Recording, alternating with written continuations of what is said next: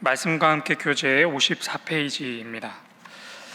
요셉은 아들 므낫세와 에브라임과 함께 병든 야곱을 방문합니다. 야곱은 과거의 루스에서 하나님께서 나타나셔서 복을 주시겠다는 약속을 요셉과 아들들에게 설명합니다. 그리고 야곱은 에브라임과 므낫세의 머리에 손을 얹고 축복하고자 합니다. 오른손은 에브라임의 머리에, 왼손은 므낫세의 머리에 얹었는데 요셉은 이것을 아버지 야곱의 눈이 어두워 보지 못하여 취한 행동이라고 생각합니다. 그래서 요셉은 야곱에게 손을 바꾸어 다시 축복할 것을 요구하나 아우 에브라임을 앞서게 하시는 축복이 하나님의 뜻이라고 설명합니다.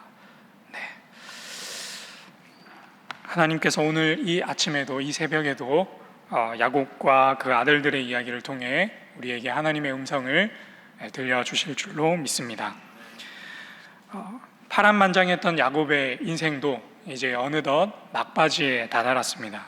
어제 우리가 읽었던 47장의 후반부에서 야곱은 요셉에게 자신을 가나안 땅에 장사 지내줄 것을 부탁을 했고, 그로부터 얼마 지나지 않아서 오늘 본문에 이르러서 그가 병들어 곧 하나님의 부르심을 받게 되었습니다.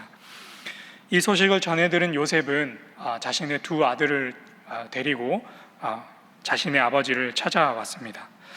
야곱도 본인의 임종을 직감을 했는지 자신의 아들 요셉과 두 손자가 오는 것을 보고 침상에 바로 앉아서 그 요셉과 그 손자들을 축복합니다. 오늘 본문에서 야곱이 얼마나 요셉을 사랑했는가라는 것을 우리는 발견을 할 수 있는데, 요셉의 두 아들을 축복을 하는데 이 손자들을 손자로 여기지 않고 이제는 내 아들로 여기겠다라고 이렇게 선언을 합니다. 우리가 이스라엘의 12지파를 이야기를 할 때 요셉 지파가 등장하지 않고 므낫세 지파, 에브라임 지파가 등장한다라는 것을 알고 계시죠? 바로 이 사건 때문에 요셉 지파가 아니라 므낫세, 에브라임 지파가 되는 것입니다. 이렇게 야곱은 그 두 손자를 자신의 아들의 반열로 올리는데, 이것은 단순히 요셉의 아들 므낫세와 에브라임을 자신의 아들의 반열에 올렸다는 것, 그것뿐만 아니라 11번째 아들, 그의 11번째 아들 요셉에게 장자의 지위와 권한을 주는 행동으로, 그런 행위로도 이해할 수 있습니다. 고대 사회에서는 자신의 유산을 장자에게 두 몫을 주는 그런 전통이 있었는데, 요셉의 아들 므낫세와 에브라임이 야곱의 한 몫씩, 유산의 한 몫씩을 이렇게 받았으니 결과적으로 요셉이 장자처럼 두 몫을 받았다. 그래서 이 사건이 야곱이 이제 공식적으로 요셉이 네가 이제 장자고 네가 장자의 지위와 축복을 받을 것이다 라고 선언하는 내용으로 우리는 이해할 수 있겠습니다. 그러고 나서 이제 야곱이 그 두 손자를 축복을 하는데, 우리 함께 14절의 말씀을 읽겠습니다. 14절의 말씀 시작. 이스라엘이 오른손을 펴서 차남 에브라임의 머리에 얹고 왼손을 펴서 므낫세의 머리에 얹으니 므낫세는 장자라도 팔을 엇바꾸어 얹었더라. 아멘. 이제 야곱은 그의 아들의 지위로 격상된 그 두 손자를 축복을 하는데 하나님의 이름으로 축복을 합니다.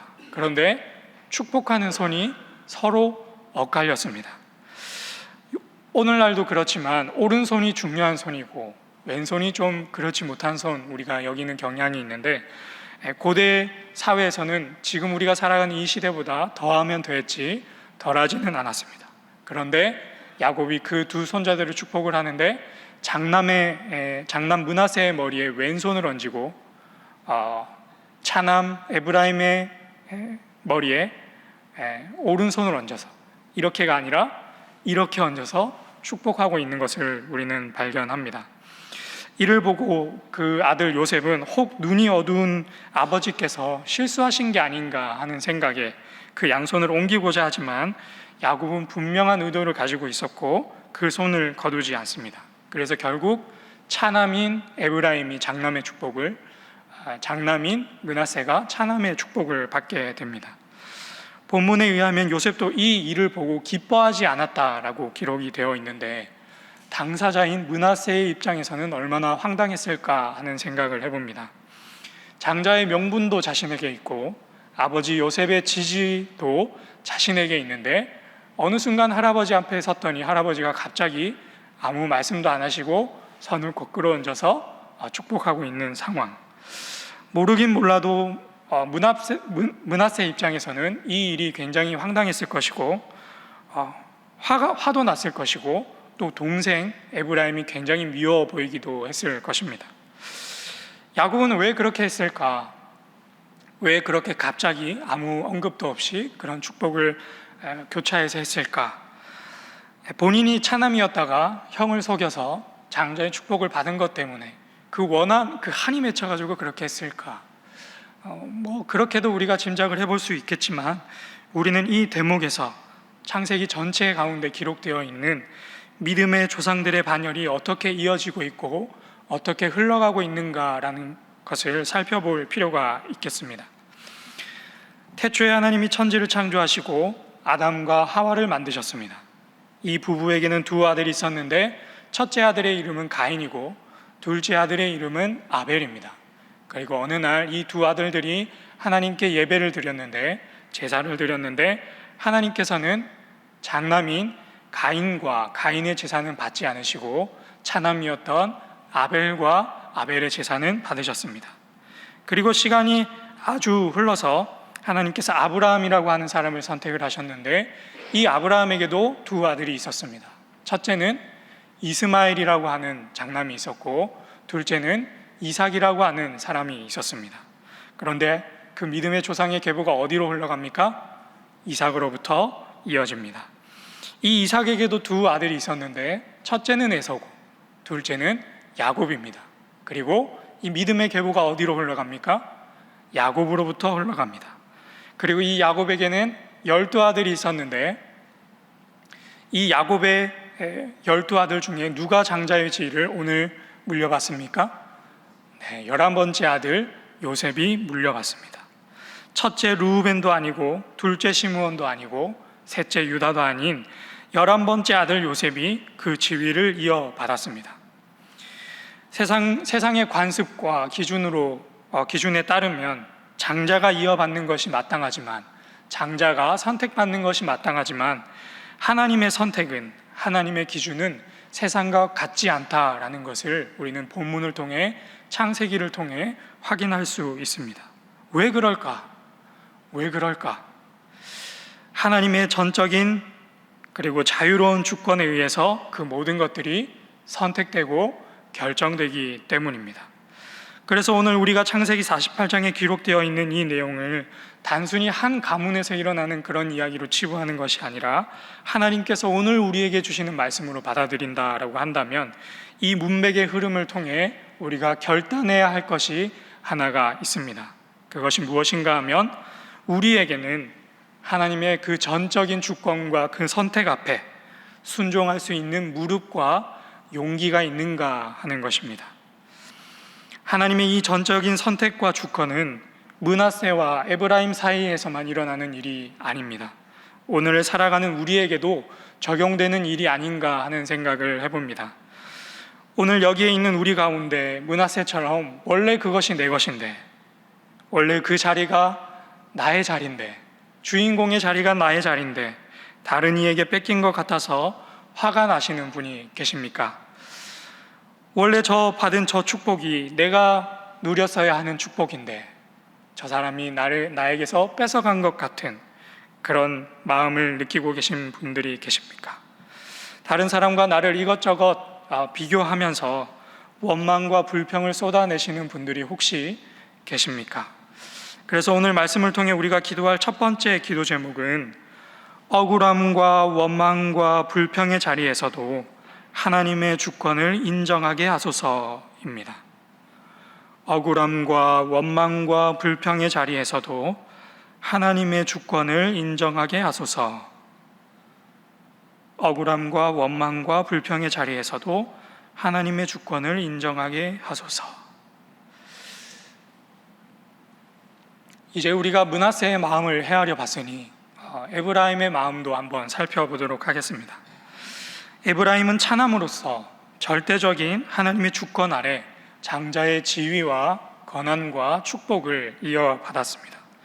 실제로 이 축복은 에브라임의 후손들 가운데 이루어져서 후대에 가나안 정복 전쟁을 벌일 때 여호수아라고 하는 걸출한 지도자를 이 에브라임 지파에서 배출을 했고, 실제로 이스라엘의 12지파 중에 강성한 지파가 두 지파가 있었는데, 첫 번째 지파는 다윗의 계보인 유다 지파고, 두 번째는 오늘 우리가 읽은 이 에브라임 지파입니다. 그리고 나중에 이스라엘 왕국이 둘로 나뉠 때 북이스라엘을 이제 형성했던 중추적 기반이 되는 지파도 이 에브라임 지파입니다. 그가 차남임에도 불구하고, 그렇다면 그가 차남임에도 불구하고 장자의 지위와 권한과 축복을 받았던 그 비결은 어디에 있을까? 뭘까요? 어디에 있을까요? 그가 형이었던 므낫세보다 조금 더 아버지를 닮아서 균형 잡힌 몸매와 빼어난 외모를 소유하고 있었기 때문이었을까? 아니라는 것 알고 계시죠? 네, 정답은 우리가 므낫세를 살펴보면서 살펴봤던 것처럼 마찬가지로 전적인 하나님의 주권 아래에서 그가 선택을 받은 것입니다. 에브라임이 하나님 앞에서 므낫세보다 더 우월했다거나, 혹은 할아버지 야곱에게 그냥 몰래 뒤로 돌아가서 쿡쿡 이렇게 효도를 했다거나, 이런 기록이 성경 어디에도 나오지 않습니다. 그저 아버지 요셉이 불러서 할아버지를 만나뵈러 갔을 뿐인데 그 현장에서 귀한 축복을 물려받게 된 것이죠. 혹자는 이것을 보고 분명 성경에는 기록되어 있지 않지만 에브라임이 므낫세보다 탁월한 부분이 있었기에 야곱이 그렇게 하지 않았을까라고 짐작해 보는 분도 있으리라 생각합니다. 그러나 탁월한 그 시대 당대의 지도자였고 세상의 모든 지혜를 갖추고 있는 하나님 앞에서 정직하고 신실했던 요셉이 그 엇갈렸던 야곱의 손을 보고 아버지 이거 잘못되었습니다 이렇게 하시지요 라고 말할 만큼 그 모습을 통해서 우리가 확인할 수 있듯이 므낫세는 장자로서 에브라임보다 부족한 면모가 없었음을 우리는 확인할 수 있습니다. 그러니 오늘 본문에서 에브라임이 장자의 축복을 받게 된 것은 전적인 하나님의 선택과 주권에 있다라고 우리는 정리하겠습니다. 그저 받은 것이고 자격이 없음에도 받은 것이고 값을 치르지 않고도 받은 것입니다. 이런 상상을 해봅니다. 만약에 에브라임이 그렇게 자신의 잘남이 아닌 은혜로 얻은 그 축복과 지위를 놓고 형인 므낫세에게 거들먹거렸으면 어땠을까? 이전에는 이제 형 이렇게 부르다가 야 뭐 이렇게 부른다거나, 그리고 이제 야곱의 아들의 반열에 올랐으니 이제 큰아버지 뻘 되는 삼촌 뻘 되는 이제 르우벤, 시므온, 유다에게 가서 어이 르우벤 이쪽으로 와봐, 여기 한번 앉아봐, 이렇게 행동을 했으면 어땠을까? 말도 안 되는 일이지요. 모르긴 몰라도 에브라임은 그 장자의 지위를 값없이 받았기 때문에, 자격이 없음에도 받았기 때문에 자신을 더 낮추고 받은 은혜에 감사하며 형과 삼촌들을 더 존중하고 베풀고 섬기는 삶을 살지 않았을까 생각을 해봅니다. 하나님의 전적인 주권과 그 주권으로 주시는 값없는 은혜, 혹시 오늘 여기에 앉아 계신 분들 중에 우리 가운데 에브라임처럼 노력하지 않았는데, 나에게는 그럴 만한 힘과 능력이 없는데, 나에게는 그럴 만한 자격이 없는데 값없이 주시는 하나님의 은혜를 누리고 계시는 분들이 계십니까? 원래 나는 저 구렁텅이에 빠져서 허우적거리고 있어야 하는 인생인데 하나님 손에 붙들려 지금 이 새벽에 새벽 기도회를 드리는 그런 놀라운 은혜를 누리고 계시는 분들이 계십니까? 다른 이들에게는 없는 각별한 은혜를 경험하고 감사의 찬양과 기도와 예물을 드렸던 경험이 있는 분들이 혹시 여기에 계십니까? 그렇다면 저는 이런 질문을 한번 던지겠습니다. 그러면 과연 오늘 우리의 삶의 현장 속에서 우리는 은혜 입은 자로서 은혜 입은 자답게 살아가고 있는가 하는 질문입니다. 내 힘으로는 얻을 수 없는, 도저히 감당 못할 은혜 입은 자로서, 생명을 건진 바 된 사람으로서 그런 사람답게 살아가고 있는가 하는 질문입니다. 그래서 오늘 우리 함께 기도할 두 번째 기도 제목, 마지막 두 번째 기도 제목은 은혜 입은 자로서 은혜 입은 자답게 살아가게 하소서입니다. 은혜 입은 자로서 은혜 입은 자답게 살아가게 하소서. 그래서 오늘 우리 설교를 마치기 전에 우리 옆 사람을 보면서 이렇게 인사 나누면 좋겠습니다. 한번 얼굴을 지그시 바라보시면서 은혜 입은 자로서 은혜 입은 자답게 살아갑시다 하고 우리 서로 인사하겠습니다. 네. 은혜 입은 자가 겸양해야 할 덕목은 겸손과 온유와 감사와 섬김인 줄로 믿습니다. 네, 그렇게 살아가는 우리 모두가 되기를 주님의 이름으로 축복합니다. 우리 이 시간 말씀을 놓고 함께 기도하겠습니다. 먼저는 억울함과 원망과 불평의 자리에서도 하나님의 주권을 인정하게 하소서 기도하시고, 두 번째로는 은혜 입은 자로서 은혜 입은 자답게 가정에서, 일터에서, 교회에서, 그리고 왕래하는 모든 곳에서 살아가게 하소서 기도하시고, 또 지방의 말씀 사경의 일정으로 출타 중이신 배현 위임 목사님의 모든 일정 위해서 우리 함께 기도하겠습니다. 주여 믿습니다. 주여 믿습니다. 주여 믿습니다.